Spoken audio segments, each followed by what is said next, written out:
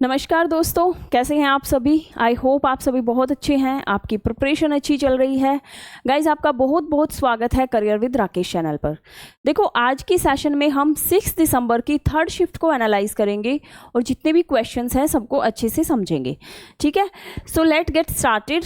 And first question रहेगा, the following sentence has been split into 4 segment, identify the segment that contain a grammatical error. देखिए, question start होता है, इसमें किस segment में error है ये बताना है। When the train pulled in at the station, it take Joseph some time to get off. देखिए, जो सेंटेंस है pulled, हम सबसे पहले किसी भी सेंटेंस को जब आइडेंटिफाई करते हैं तो उसका जो टेंस होता है उसको एक बार हम जरूर देखते हैं कि किस काल में बात हो रही है। तो यहाँ पर बात हो रही है पास्ट टेंस की। ठीक है, पास्ट टेंस में बात हो रही है कि जो ट्रेन है वो पुल्ड इन का मतलब होता है जो एक डायरेक्शन निश्चित की गई है, डिसाइड की गई है उसकी तरफ जाना। तो जो ट्रेन है वो स्टेशन की तरफ आई and it take Joseph some time to get off. तो यहाँ पर इट टुक होगा। ठीक है, it took Joseph some time to get off. उसके बाद जो जोसेफ है उसने थोड़ा टाइम लिया। गेट ऑफ मतलब होता है किसी व्हीकल से नीचे उतरना, एग्जिस्ट करना। ठीक है, एग्जिट करना। तो यहाँ पर टेक नहीं, सेकंड फॉर्म का यूज होगा बिकॉज जो बात हो रही है वो पास्ट टेंस में हो रही है। तो ये जो रहेगा सेकंड ऑप्शन में एरर रहेगा। ठीक है, at the station it took, यहाँ पर टेक नहीं टुक फॉर्म का यूज होगा, सेकंड फॉर्म का यूज होगा। नेक्स्ट है, select the incorrectly spelled word.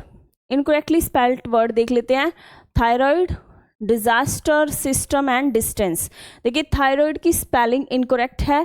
Thyroid की राइट स्पेलिंग जो होगी वो रहेगी ROID, थायराइड। ठीक है, यहाँ पर आई दिया गया है आर के बाद में, तो ये एक मिस्टेक है। थायराइड देखिए एक ग्लैंड होती है जो हमारे नेक में पाई जाती है, एक ग्लैंड होती है। ठीक है, तो ये राइट स्पेलिंग थायराइड की ये रहेगी। नेक्स्ट है, select the correct passive form of the given sentence. The government will build an amphi theatre. Amphi theatre होता है अखाड़ा। ठीक है, जिसमें पहलवान जो अपनी एक्टिविटीज करते हैं उसको बोला जाता है amphitheatre. The government will build an amphitheatre. देखिए, इसका पैसिव फॉर्म बताना है।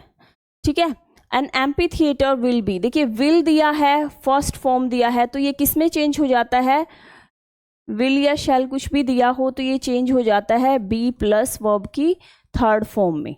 ठीक है, तो एक बार देख लेते हैं, विल बी बिल्ड। देखिए, बिल्ड नहीं होगा, बिल्ड इसकी फर्स्ट फॉर्म ही होती है। सेकंड जो इसकी थर्ड फॉर्म होगी वो रहेगी built, built. An amphitheatre will be built by the government. तो इसका सेकंड ऑप्शन बिल्कुल राइट होगा, will plus be plus verb की थर्ड फॉर्म। नेक्स्ट क्वेश्चन है, select the most appropriate option that can substitute the underline segment in the given sentence. She acted as if she is the one who was hurt. इसमें कहा गया है कि उसने ऐसे act किया as if, मानो she is नहीं she was, बिकॉज बात हो रही है पास्ट में। she acted वर्ब की सेकेंड फॉर्म है, यानी कि पास्ट में बात हो रही है, बीते समय की बात हो रही है कि उसने ऐसे हर्ट एक्ट किया कि मानो she was the one who was hurt, कि वह वो थी जो बहुत ज़्यादा हर्ट हुई थी। ठीक है, तो यहाँ पर इज नहीं वॉज का यूज होगा, तो फोर्थ ऑप्शन बिल्कुल राइट हो जाएगा, as if she was. Next question है, select the most appropriate meaning of the given idiom. देखिए, ईडियम है, a rolling stone gathers no matter no moss. A rolling stone gathers no moss. इसका मतलब होता है कि ऐसा व्यक्ति जो एक प्लेस पर नहीं टिकता, मतलब अलग अलग जगहों पर घूमता है, यानी कि अपने आप को जो सेटल नहीं कर सकता, वो व्यक्ति कभी सफल नहीं हो सकता जो एक जगह पे अपना दिमाग ना लगाकर अलग अलग चीज़ों में लगाते हैं। ठीक है, rolling stone gathers no moss. तो इसका जो राइट ऑप्शन रहेगा वो हो जाएगा fourth, a person who does not settle in one place for a long time. जो लंबे समय तक एक स्थान पर ना सेटल हो, does not gain wealth, name और फेम। वो कभी भी वेल्थ, नेम और फेम को गेन नहीं कर सकते। तो इसका फोर्थ ऑप्शन बिल्कुल राइट होगा। नेक्स्ट है choose the most appropriate meaning of the underline word in the given sentence. The students have decided to conspire to steal the last paper, test paper. ठीक है, कंस्पायर, देखिए conspire का क्या बताना है, एंटोनियम बताना है, मोस्ट अप्रोप्रिएट मीनिंग। अच्छा, इसका सिनोनिम बताना है कि इसका मोस्ट अप्रोप्रिएट मीनिंग क्या होगा जो सेम इसके जैसा होगा। देखिए कंस्पायर का मतलब होता है to make a secret plan to do something bad, किसी कोई बुरे काम को अंजाम देने के लिए जो प्लान बनाए जाते हैं, यानी कि षड्यंत्र रचना, वी कैन से षड्यंत्र रचना। एंड इसका जो अप्रोप्रिएट मीनिंग होगा, देखिए इनेक्ट का मतलब होता है मेकिंग लॉ, कोई रूल बनाना।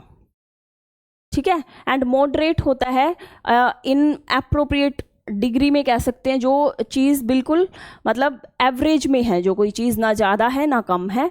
प्लॉट मीन्स होता है सीक्रेट प्लान। ठीक है, इसका सीक्रेट प्लान, ये इसका अप्रोप्रिएट ऑप्शन रहेगा, क्योंकि कॉन्स्पायर और प्लॉट दोनों सिनोनिम है एक दूसरे के, इन दोनों का मतलब होता है षड्यंत्र रचना। ठीक है, असिस्ट होता है टू हेल्प समवन, किसी की मदद करना। ठीक है, किसी के सहयोग में रहना। नेक्स्ट क्वेश्चन है select the option that can be used as one word substitute for the given group of words. Given group of words है an eccentric manner of living. Eccentric manner of living होता है Bohemia. Bohemia first option ही इसका बिल्कुल right हो जाएगा। जो traditional जो सोसाइटी नॉर्म्स होते हैं, सोसाइटी नॉर्म्स से परे होके अपनी इच्छा से अपने लाइफ को जीना, यानी कि कह सकते हैं इसेंट्रिक, एक टाइप से जो सन्यासी कह सकते हैं कि अपने सेल्फ मतलब सेल्फ जो रहता है ना कि अपने लिए जीना बस। ठीक है, अपनी इच्छा के अकॉर्डिंग जीना। फर्स्ट ऑप्शन इसका बिल्कुल राइट रहेगा, बोहेमिया। देखिए नुमिस्मैटिस्ट होते हैं जो कॉइन्स और करेंसी का जो कलेक्ट करते हैं, उसको संग्रहालय करते हैं, संग्रह करते हैं, नुमिस्मैटिस्ट उनको बोला जाता है। एंड गवर्नमेंट होता है who is very knowledgeable about food, food के बारे में जिनको ज़्यादा नॉलेज है उनको बोला जाता है गवर्नमेंट। एंड मिसएंथ्रोप होता है जो अपनी ही मानव जाति से घृणा करते हैं। मिसएंथ्रोप होता है जो एक दूसरे से मिसट्रस्ट करते हैं, डिस्ट्रैक्ट होते हैं, उनको बोले जाते हैं मिसएंथ्रोप। ठीक है, नेक्स्ट क्वेश्चन है select the most appropriate antonym of the underline word. One must aim to develop intrinsic motivation within learners for better retention of knowledge. देखिए इंट्रिंसिक जो है, एंट्रिंसिक का क्या बताना है, एंटोनिम बताना है, किसका ऑपोजिट वर्ड क्या रहेगा। एंट्रिंसिक का मतलब होता है बेसिक, किसी का जो बेसिक नेचर है, इनहेरेंट प्रॉपर्टी कह सकते हैं। ठीक है, तो इसका एंटोनिम हो जाएगा एक्सट्रिंसिक। ठीक है, बाहरी, मतलब नॉट बेसिक या अंदर से नहीं, बाहरी जो चीज़ें हैं उनके लिए बोला जाता है एक्सट्रिंसिक। ठीक है, नेक्स्ट क्वेश्चन है select the option that express the given sentence in passive voice. Don't plug the flower, question है डोंट प्लक द फ्लावर। ठीक है, don't plug the flower passive voice में इसको कैसे लिखेंगे।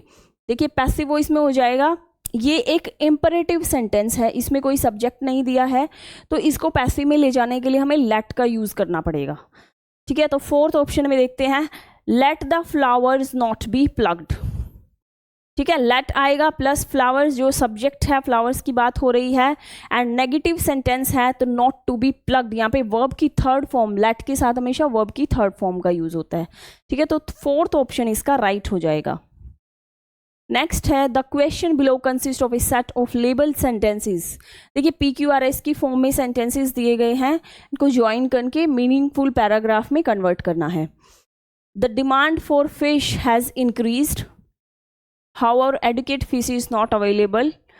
एक बार थोड़ा देख लेते हैं कि ओपनिंग सेंटेंस कहाँ से बनता है। देखिए एस से अगर देखते हैं, at least 2 lakh people are directly dependent on the lake for fishing, कि जो 2 लाख पीपल हैं अप्रोक्सीमेटली वो डायरेक्टली डिपेंड हैं लेक पर, वहाँ पर फिशिंग के लिए। ठीक है, तो एस से एक बार देख लेते हैं, क्योंकि हर जगह इसके बाद की बात की गई है, फिशिंग की बात की गई है, लेक की बात की गई है। जो फर्स्ट ऑप्शन है ये इसका जो ओपनिंग सेंटेंस है वो रहेगा। तो एस पी देख लेते हैं फिर, the demand for fish has increased, कि जो डिमांड है वो इंक्रीज हो चुकी है। एंड क्यू में है हाउर adequate fish is not available in the lake, इसलिए जो एडिकेट जितनी चाहिए उतनी फिश अवेलेबल नहीं है लेक में। एंड क्यू में रहेगा, आर में हो जाएगा this is mainly because the migratory fish from Chindwin Irrawaddy river system to Manipur river system have decline steadily after the barrage came up, कि जब से वहाँ पर बैरेज आया है इन रिवर्स पर तब से ये जो माइग्रेटरी फिश हैं ये इनका जो ये कम हो गई हैं। ठीक है, इस वजह से एडुकेट फिश जितनी होनी चाहिए वो नहीं है लेक में। तो इसका जो फर्स्ट ऑप्शन है वो बिल्कुल मीनिंगफुल पैराग्राफ बनाता है। नेक्स्ट है select the most appropriate antonym of the word identify from the given sentence. देखिए आइडेंटिफाई जो वर्ड है, आइडेंटिफाई का एंटोनिम बताना है। आइडेंटिफाई क्या होता है? आइडेंटिफाई होता है टू रिकॉग्नाइज समथिंग, आइडेंटिफाई करना, किसी चीज़ से किसी चीज़ को परिचित करना, मतलब उसको पहचानना। ठीक है, आइडेंटिफाई का एंटोनिम यहाँ पर रहेगा एनोनियम्स। एनोनियम्स होता है विदाउट एनी नेम, जिसका कोई नाम नहीं है, अज्ञात है जो चीज़। स्पॉट होता है किसी चीज़ को नोटिस करना।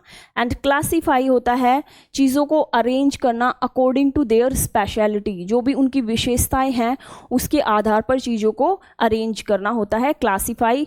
एंड ओवरलुक, ओवरलुक देखिए इसका एंटोनियम हो जाएगा आइडेंटिफाई का, बिकॉज ओवरलुक का मतलब होता है किसी चीज़ को पहचानना, to fail to identify something, किसी चीज़ को पहचानने में फेल हो जाना। ठीक है, ओवरलुक इसका राइट ऑप्शन होगा। नेक्स्ट है rearrange the parts of the sentence in the correct order. देखिए सेंटेंस यहाँ से स्टार्ट है, वन एलिमेंट दैट, कौन से एलिमेंट? That is timing. देखिए ये तो अप्रोप्रिएट नहीं होगा कि एलिमेंट की क्या टाइमिंग, अभी कुछ मतलब इसमें आगे कोई सेंस नहीं है। One element that is essential to navigating deep space, ये कुछ बात बन रही है कि जो एलिमेंट है वो बहुत असेंशियल है स्पेस में नेविगेशन के लिए। ठीक है, स्पेस में डीप स्पेस नेविगेशन के लिए ये असेंशियल है। क्यू से देख लेते हैं, फोर्थ ऑप्शन के अकॉर्डिंग एक बार इसको अरेंज करके देखते हैं। क्यू के बाद है P, is essential to navigating deep space is timing. ठीक है, ये जो इसकी टाइमिंग है, is essential to navigating deep space timing, जो स्पेस में जो नेविगेशन होता है उसकी टाइमिंग जो है वो बहुत ज़रूरी है। In particular assuring that the time on board spacecraft is synchronised. ठीक है, कि जो स्पेस क्राफ्ट पर जो the time on the board spacecraft पर जो टाइम होता है वो सिंक्रोनाइज्ड होता है with the time on the ground, कि जो ग्राउंड का जो टाइम है और स्पेस क्राफ्ट पर जो टाइम है वो दोनों मतलब तुलनात्मक होते हैं। ठीक है, with the time on the ground, इसके साथ मतलब सिंक्रोनाइज करता है। तो फोर्थ ऑप्शन ही इसका राइट ऑप्शन होगा। नेक्स्ट है select the most appropriate collocation to fill in the blank. We came to dash as we were passing through. देखिए ऑप्शन में दिया गया है give a hand. Give a hand का मतलब होता है to help someone, to help someone, किसी की हेल्प करना, हेल्प प्रोवाइड करना। ठीक है, से हेलो होता है टू ग्रीट समवन, किसी का अभिवादन करना। ठीक है, शो इन होता है, स्लो इन होता है किसी चीज़ में मतलब slow, and take a look होता है इंक्वायरी करना, किसी चीज़ की इंक्वायरी करना। एंड इसका जो फिलअप में देख लेते हैं, we came to dash as we were passing through, कि जब वहाँ से गुजरते हैं तो हम क्या करते हैं? से हेलो, हम ग्रीट करते हैं। ठीक है, टू ग्रीट समवन की हम हेलो बोलते हैं। तो सेकंड ऑप्शन इसका राइट होगा। नेक्स्ट है select the incorrectly spelled word in the following sentence. देखिए amateur person, but I know that he is a disciplined and committed person when it comes to doing something seriously। देखिए यहाँ पर amateur की जो spelling है वो mistake है। Amateur की राइट स्पेलिंग जो होगी AMATEUR। अमेच्योर की राइट स्पेलिंग ये रहेगी, जो ई है यहाँ पर रिप्लेस होकर टी के बाद आएगा। ठीक है, अमेच्योर होते हैं डैबलर, जो किसी मतलब प्रोफेशनल स्किल में जो इनएक्सपीरियंस्ड है, उनको प्रोफेशनल स्किल का इतना नॉलेज नहीं है, जो विदाउट एनी पेमेंट किसी और फील्ड में परस्यूट करते हैं, काम में लगे रहते हैं, बट उनका किसी प्रोफेशनल स्किल्ड नहीं है, वो प्रोफेशनली स्किल्ड नहीं है, दैट्स कॉल्ड अमेच्योर। नेक्स्ट है select the most appropriate antonym of the underline word in the given sentence. Persuade, persuade का एंटोनिम बताना है भाई। परसुएड होता है किसी को राजी करना, ठीक है। परसुएड का मतलब होता है किसी को राजी करना, कन्विंस करना, ठीक है, कन्विंस करना। तो इसका एंटोनिम रहेगा क्लेड, प्रोपेगेंडाइज एंड डिस्करेज, इन्फ्लुएंस। देखिए इसका हो जाएगा डिस्करेज। डिस्करेज होता है किसी को हतोत्साहित करना, किसी के कॉन्फिडेंस को लूज करना। तो थर्ड ऑप्शन इसका राइट होगा। नेक्स्ट है select the sentence with the appropriate use of preposition. देखिए चारों सेंटेंसेस में अप्रोप्रिएट प्रेपोजिशन को सिलेक्ट करना है। Children are fond to sweets, children are fond of sweets. देखिए दोनों ये जो भी प्रेपोजिशन है इनको एक बार देख लेते हैं।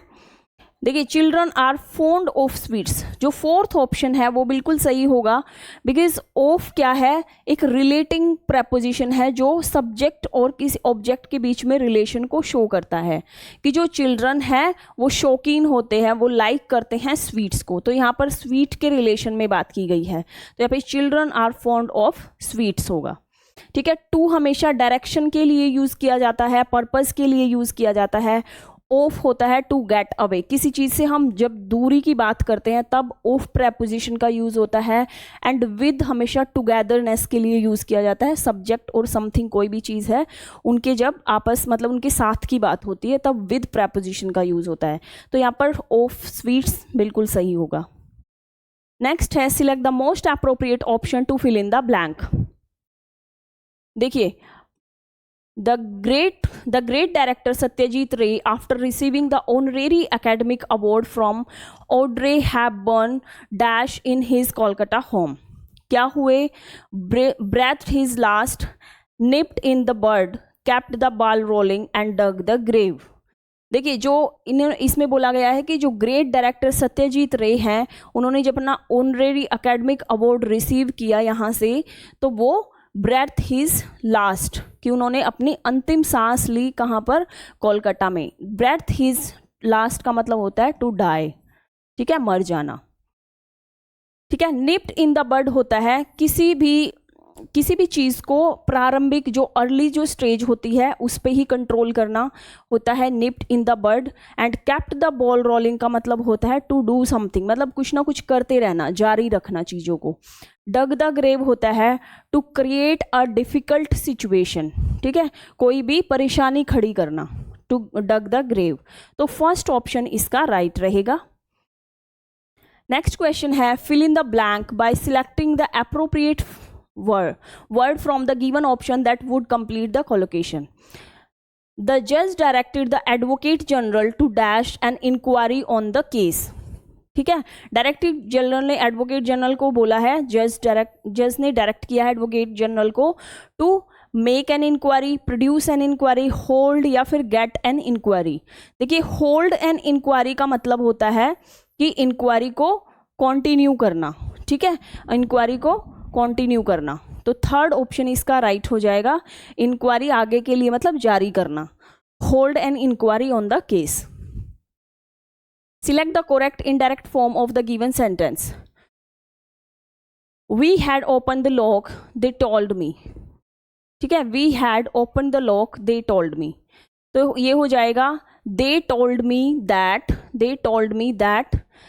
इन्वर्टेड कोमास को अगर रिमूव करते हैं तो प्रेपोजिशन दैट मतलब ये कंजंक्शन दैट आएगा। They told me that they had open the lock. Third option ही इसका बिल्कुल राइट होगा, बिकॉज यहाँ पे सैड टू सेज ये नहीं होगा, यहाँ पे टोल्ड है तो टोल्ड का ही यूज किया जाएगा। थर्ड ऑप्शन इसका राइट होगा। नेक्स्ट है select the option that can be used as one word substitute for the given group of words. The property left to someone by a will, ठीक है, अपनी इच्छा से प्रॉपर्टी छोड़ के जाना किसी के लिए, दैट्स कॉल्ड, उस प्रॉपर्टी को क्या, वो क्या होता है, लिगेसी, ठीक है, उस प्रॉपर्टी को बोलेंगे लिगेसी। कोई प्रॉपर्टी या मनी है जो उसके जो ओनर हैं अगर वो डाई हो जाते हैं, मर जाते हैं, तो उनकी प्रॉपर्टी को बोला जाता है लिगेसी। ठीक है, किसी के लिए जब वो छोड़ के जाते हैं। नेक्स्ट क्वेश्चन कॉम्प्रीहेंशन का है। In the following passage some words have been deleted. देखिए यहाँ से स्टार्ट होगा।